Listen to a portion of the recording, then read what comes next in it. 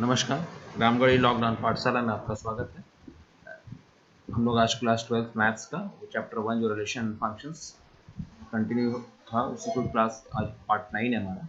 तो पिछले क्लास में हम लोग एनसीईआरटी का ही प्रॉब्लम सॉल्विंग कर रहे थे, एक्सरसाइज 1.1। तो उसको आगे कंटिन्यू करते हैं।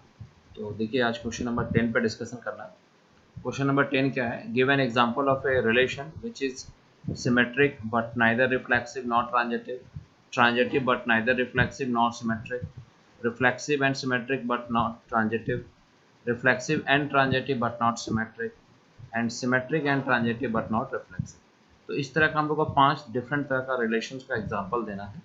ठीक है, तो वन बाय वन हम लोग स्टार्ट करते हैं। तो देखिए, पहला एक ऐसा रिलेशन का एग्जांपल देना है जो सिमेट्रिक हो लेकिन ना तो रिफ्लेक्सिव हो ना ही ट्रांजिटिव। ठीक है, सिर्फ सिमेट्रिक होना चाहिए, रिफ्लेक्सिव ट्रांजिटिव नहीं होना चाहिए। तो हम लोग एक सेट ले लेते हैं जिस सेट में एलिमेंट है 1 2 3। अब इसके अंदर एक रिलेशन डिफाइन करते हैं 1, 2 एंड 2, 1। ठीक है, अब हम इसमें एक्सप्लेन यहाँ पे नहीं किया कि क्यों सिमेट्रिक है और रिफ्लेक्सिव ट्रांजिटिव नहीं है। मैं आपको ऑरली बोलते जा रहा हूँ, आप एक नोट बना सकते हो। तो देखिए, ये रिलेशन में क्या लिखा हुआ 1, 2 और 2, 1। तो सिमेट्रिक तो है क्योंकि 1 2 का जो सिमेट्रिक होने के लिए रिवर्स 2 1 होना चाहिए, वो है 2 1 का रिवर्स 1 2 है, इसलिए सिमेट्रिक है। लेकिन ये रिफ्लेक्सिव नहीं है क्योंकि जिस सेट में डिफाइंड उस सेट में 3 डिफरेंट एलिमेंट है 1 2 3। तो रिफ्लेक्सिव तब होता है जब इसमें 1 1 2 2 3 3 सारा होता है। तो नहीं है, तो सिंपल यही लिखना है कि since 1, 1 not belongs to R, therefore R is not reflexive. क्योंकि कोई एक पेयर भी अगर मिसिंग है तो रिफ्लेक्सिव नहीं होगा। अब ट्रांजिटिव के लिए देखिए, तो 1 का रिलेशन 2 से है और फिर 2 का रिलेशन 1 से। तो 1 का रिलेशन 2 से, 2 का रिलेशन 1 से, यानी 1 का रिलेशन 1 से होना चाहिए, तभी ये ट्रांजिटिव होगा। लेकिन ये 1 का 1 से तो नहीं है, इसलिए ट्रांजिटिव भी नहीं है। तो इसी तरह आपको लिखना है, फिर से हम एक बार रिवाइज कर दें कि R is symmetric because 1, 2 and 2, 1 both belongs to R, therefore R is reflexive, but R is not R is symmetric, but R is not reflexive as 1, 1 not belongs to R। फिर transitive के लिए लिखना है कि since 1, 2 belongs to R and 2, 1 belongs to R, but 1, 1 not belongs to R, therefore R is not transitive। अब second में ये R एक रिलेशन है 1 2 2 3 और 1। हम लोग को देखना है कि ये ट्रांजिटिव हो लेकिन ना तो रिफ्लेक्सिव हो ना ही सिमेट्रिक। देखिए, ट्रांजिटिव तो हो जाएगा 1 का 2 से है, 2 का 3 से है। ठीक है, तो 1 का 3 से होना चाहिए है, फिर 2 का 3 से है, 3 का कहीं नहीं है, तो इससे भी कोई प्रॉब्लम नहीं आया। फिर 1 का 3 से है, 3 का भी कहीं नहीं, इससे भी कोई प्रॉब्लम नहीं आया, इसलिए ट्रांजिटिव हो गया। अब ये रिफ्लेक्सिव नहीं हुआ क्योंकि देखिए 1 1 होना चाहिए, 1 1 नहीं है, तो इसलिए रिफ्लेक्सिव नहीं हुआ। सिमेट्रिक भी नहीं हुआ क्योंकि 1 2 है लेकिन 2 1 नहीं है, इसलिए सिमेट्रिक भी नहीं हुआ। ठीक है, उसी तरह अगला उसमें बोल रहा है कि रिफ्लेक्सिव हो, सिमेट्रिक हो लेकिन ट्रांजिटिव नहीं।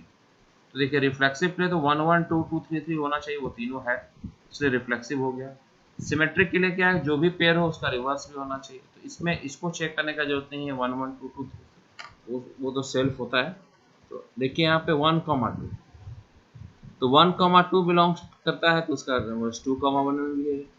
फिर उसी तरह 2, 3 बिलोंग कर रहा है तो उसका 3, 2 भी है, इसलिए सिमेट्रिक हो गया। ठीक है, तो ये रिफ्लेक्सिव भी हो गया, सिमेट्रिक भी हो गया। अब हम लोग ट्रांजिटिव चेक करते हैं। देखिए, 1 का 2 से है, 2 का 3 से है, तो ट्रांजिटिव होने के लिए 1 का 3 से होना चाहिए, लेकिन 1 का 3 से नहीं है, इसलिए इसका मतलब ये ट्रांजिटिव नहीं है।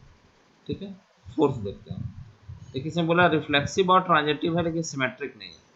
तो रिफ्लेक्सिव तो है क्योंकि 1 1 2 2 3 3 तीनों है, तो इसलिए रिफ्लेक्सिव हो गया। ट्रांजिटिव देखिए, 1 का 2 से है, 2 का 3 से है, तो उसके लिए 1 का 3 से होना चाहिए है, फिर 2 का 3 से, 3 का और कहीं नहीं। देखिए, इसमें क्या बताए थे कि ये तीनों पेयर को जो सेम वाला है उसको चेक करने का जरूरत है, उसके कारण ट्रांजिटिव फेल नहीं होगा। ठीक है, ये कंफर्म। तो देखिए, 2 का 3 से, तो 3 का और 3 कहीं नहीं है, इसलिए कोई प्रॉब्लम नहीं। 1 का 3 से, 3 का कहीं नहीं, तो यहाँ भी कोई प्रॉब्लम नहीं, इसलिए ट्रांजिटिव हो गया। लेकिन सिमेट्रिक नहीं हुआ क्योंकि 1 2 का रिवर्स 2 1 होना चाहिए, नहीं। ठीक है, इसलिए सिमेट्रिक नहीं। अब लास्ट एग्जाम्पल जो बोला है कि इसमें सिमेट्रिक और ट्रांजिटिव हो लेकिन रिफ्लेक्सिव नहीं। तो देखिए, 1 2 का 2 1 है, इसलिए यहाँ कोई दिक्कत नहीं है। 1 1 अच्छा 1 1 का 1 1 सेल्फ होगा, 2 2 का भी सेल्फ होगा, इसलिए हर एक पेयर का अगर a, b बिलोंग कर रहा है तो b, a भी है, इसलिए सिमेट्रिक तो हो गया। अब ट्रांजिटिव देखते हैं। देखिए, 1 का 2 से, 2 का 1 से, तो 1 का 1 से होना चाहिए है, उसी तरह 2 का 1 से और 1 का 2 से, तो 2 का 2 से होना चाहिए, वो भी है। ठीक है, इसलिए क्या सिमेट्रिक भी हो गया, ट्रांजिटिव भी हो गया, लेकिन रिफ्लेक्सिव नहीं हुआ, क्योंकि देखिए 1 1 है, 2 2 है, लेकिन 3 3 नहीं, इसलिए यहाँ पे ये ट्रांजिटिव नहीं हुआ। ठीक है, अगर इस सेट में केवल 1 2 ही होता तब ये रिलेशन ट्रांजिटिव रिफ्लेक्सिव भी हो जाता। ठीक है, तो यहाँ पे रिफ्लेक्सिव नहीं हुआ क्योंकि 1 1 है, ट्रांजिटिव हुआ लेकिन रिफ्लेक्सिव नहीं हुआ क्योंकि 1 1 है, 2 2 है, लेकिन 3 3 नहीं है। ठीक है, चलिए नेक्स्ट एग्जांपल, नेक्स्ट क्वेश्चन देखते हैं।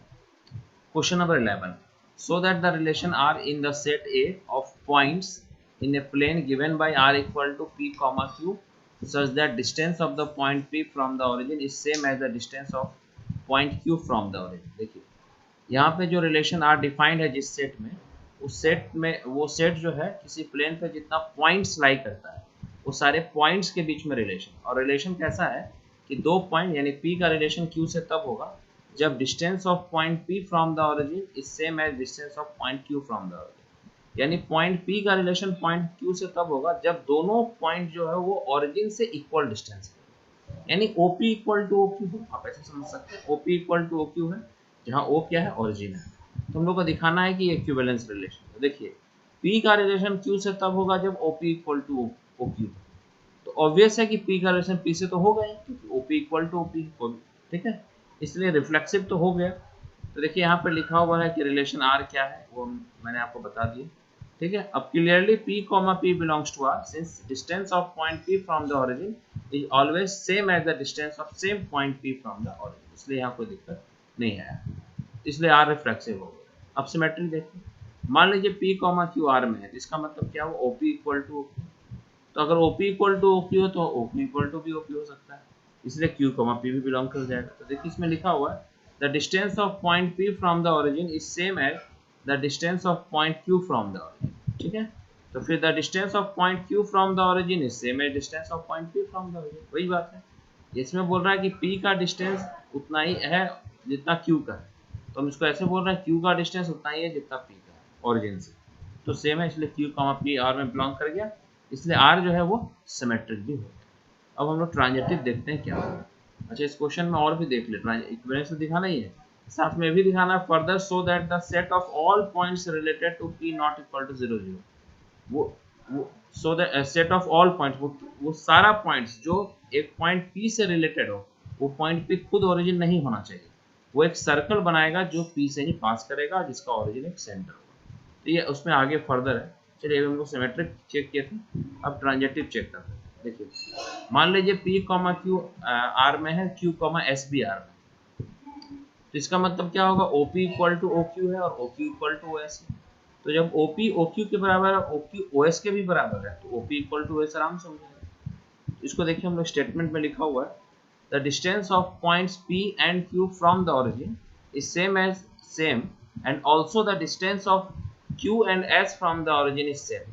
तो इसका मतलब क्या हुआ, the distance of P and S from the origin is same, इसलिए P, S R में बिलोंग कर गया, इसलिए R जो है वो ट्रांजिटिव। ठीक है, therefore R is an equivalence relation. ठीक है, इसलिए R जो है इक्विवेलेंस रिलेशन।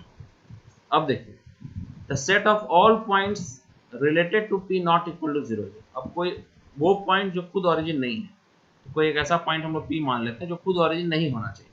अब उससे रिलेटेड जितना पॉइंट हो, देखिए कोई भी पॉइंट अगर है ओरिजिन से, ठीक है, अगर हमने यहाँ एक ओरिजिन बना लें और कोई पॉइंट P यहाँ पर ले लें, तो इससे अगर कोई रिलेटेड पॉइंट होगा तो ऑब्वियस मान लीजिए Q यहाँ होगा तो उसका भी डिस्टेंस यहाँ ओरिजिन से सेम होगा, R यहाँ होगा तो उसका भी डिस्टेंस ओरिजिन से सेम होगा, S यहाँ होगा तो उसका भी डिस्टेंस ओरिजिन से सेम होगा, T यहाँ होगा तो उसका भी डिस्टेंस ओरिजिन से सेम होगा।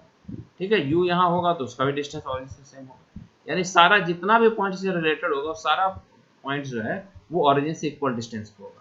जरा सोचिए, तो अगर हम ये सारे पॉइंट्स को मिला दें तो क्या बनता हुआ दिख रहा है, दिस फॉर्मिंग ए सर्कल, एक सर्कल बन रहा है जो पॉइंट P से पास कर रहा है और ओरिजिन इसका सेंटर है। ठीक है, तो वही है, देखिए the set of all points related to P not equal to 0 0 will be those points whose distance from the origin is same as the distance of point P from the origin, उतना ही distance होगा जितना P का distance origin से। In other words, दूसरे शब्दों में ये भी कह सकते हैं कि if P O0, 0 is origin and OP equal to K, then set of all points related to P is at a distance of q distance of k from the origin, सारा जो है वो k डिस्टेंस पे ही होगा। Hence this set of points form a circle which with centre as the origin and the circle passes through point. तो इतना explanation मैंने आपको किया। एग्जाम में आप नोट्स बनाओगे एग्जाम के लिए, इतना लिखने का जरूरत है, कुछ मेन पॉइंट लिख के भी हम लोग कर सकते हैं। ठीक है, चलिए नेक्स्ट देखते हैं। Question number 12, so that the relation are defined in the set A of all triangles as r equal to t1 t2 such that t1 is similar to t2। देखिए एक रिलेशन r है, वो set A में defined है, और set A कैसा है, सारा ट्राइंगल्स का एक सेट है, सब सारे त्रिभुजों का एक समुच्चय है, और उसके बीच में एक रिलेशन r डिफाइंड है, और इस तरह डिफाइंड है कि t1 का रिलेशन t2 से तब होगा जहाँ t1 t2 दोनों ट्राइंगल है, यानी एक ट्राइंगल एक त्रिभुज दूसरे त्रिभुज से तब रिलेटेड होगा जब दोनों एक दूसरे के सिमिलर हो, यानी समरूप हो। तो हम लोग को दिखाना है कि ऐसा रिलेशन जो है इक्विवेलेंस रिलेशन होता है। ठीक है, फिर उसमें क्वेश्चन और भी है कि एक ट्राइंगल है जिसका साइड 3 4 5 है, दूसरा ट्राइंगल है जिसका साइड 5 12 13 है, और थर्ड ट्राइंगल है जिसका साइड 6 8 10 है। तो इसमें से कौन सा ट्राइंगल किससे रिलेटेड होगा, ये फर्दर है। चलिए देखते हैं। इसमें हमने पहले लिख लिया आर इक्वल टू क्या है रिलेशन। ठीक है, अब आर रिफ्लेक्सिव होगा since every triangle is similar to itself, हर एक ट्राइंगल खुद के सिमिलर होता है इसलिए रिफ्लेक्सिव हो गया। सिमेट्रिक के लिए देखिए, मान लीजिए t1 t2 r में बिलोंग करता है, तो इसका मतलब t1 सिमिलर हो गया t2 के। अगर t1 t2 के सिमिलर हो गया तो ऑब्वियस है t2 भी t1 के सिमिलर हो जाएगा। ठीक है, इसलिए t2 t1 भी जो है वो r में बिलोंग कर जाएगा, इसलिए r जो है वो सिमेट्रिक हो गया।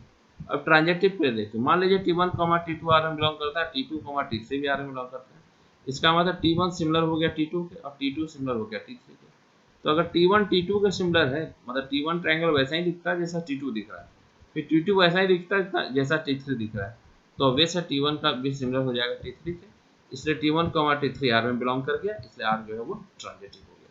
तो देखिए ये रिफ्लेक्सिव भी हो गया, सिमेट्रिक भी हो गया और ट्रांजिटिव भी हो गया, इसलिए r जो है इक्विवेलेंस रिलेशन हो गया। यानी समझ लीजिए कि अगर कोई प्लेन मान लीजिए सेट है, इसमें बहुत सारा ट्रायंगल बना हुआ है, तो जैसे ही ये इक्विवेलेंस रिलेशन हुआ, आप कोई भी ट्रायंगल को उठाइए, इससे इसका जितना भी इसके सिमिलर जितना भी ट्रायंगल वो एक ग्रुप बना देगा। फिर बाकी बचा हुआ जो ट्रायंगल, उसमें से कोई एक ट्रायंगल उठाइए, अब उसका जब रिलेशन आएगा तो उसके सिमिलर जितना ट्रायंगल होगा वो एक ग्रुप बना देगा। तो इस तरह से ये अलग अलग क्लास में बढ़ जाएगा।